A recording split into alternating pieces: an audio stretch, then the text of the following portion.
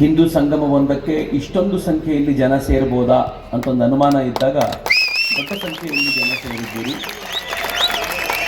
ಎರಡನೇದು, ಬರೀ ಜನ ಕಾರ್ಯಕ್ರಮಕ್ಕಷ್ಟೇ ಬಂದಿರೋದಲ್ಲ, ಉದ್ದಕ್ಕೂ ಶೋಭಾಯಾತ್ರೆಯಲ್ಲಿ ಬಿರು ಬಿಸಿಲಿನಲ್ಲಿ ನಡ್ಕೊಂಡು ಬಂದಿದ್ದೀರಿ. ಧನ್ಯರು ಎಲ್ಲರೂ. ಮೂರನೇದು ಬಹಳ ವಿಶೇಷವಾದ ಸಂಗತಿ, ನಾನು ಅರಸೀಕೆರೆಗೆ ಬಂದಾಗ ದಾರಿಯುದ್ದಕ್ಕೂ ಅಂಗಡಿಗಳು ಬಂದಾಗ್ಬಿಟ್ಟಿದೆಯಲ್ಲ ಇವತ್ತು ಅಂತ ನೋಡ್ತಾ ಇದ್ದೆ.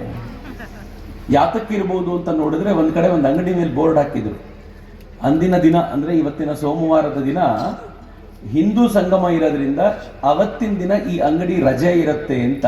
ಬಹುಶಃ ಇಡೀ ರಾಜ್ಯದಲ್ಲಿ ಅಂಗಡಿಗಳನ್ನು ಕ್ಲೋಸ್ ಮಾಡಿ ಯಾರಾದರೂ ಹಿಂದೂ ಸಂಗಮಕ್ಕೆ ಬಂದಿದ್ರೆ ಅದು ಕೂಡ ನನಗೆ ಗೊತ್ತಿರುವಂತೆ ಅರಸೀಕೆರೆ ದಿನಕ್ಕೆ 5 ದಿನ 5 ಸಲ ಹೋಗಿ ಪ್ರಾರ್ಥನೆ ಮಾಡ್ತಾರೆ.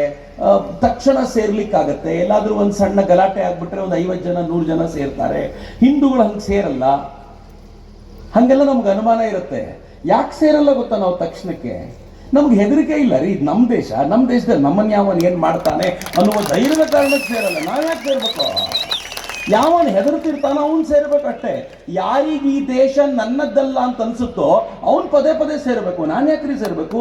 ನನ್ನ ದೇಶ ಇದು, ಯಾರಪ್ಪಂದು ಅಲ್ಲ, ಇದು ನಂದು. ನಾನು ಯಾಕೆ ಸೇರ್ಬೇಕು? ಇದು ಮೊದಲನೇದು. ಎರಡನೇದು, ವಾರಕ್ಕೊಂದಿನ ಸೇರ್ಬೇಕು. ನಾವು ಒಂದು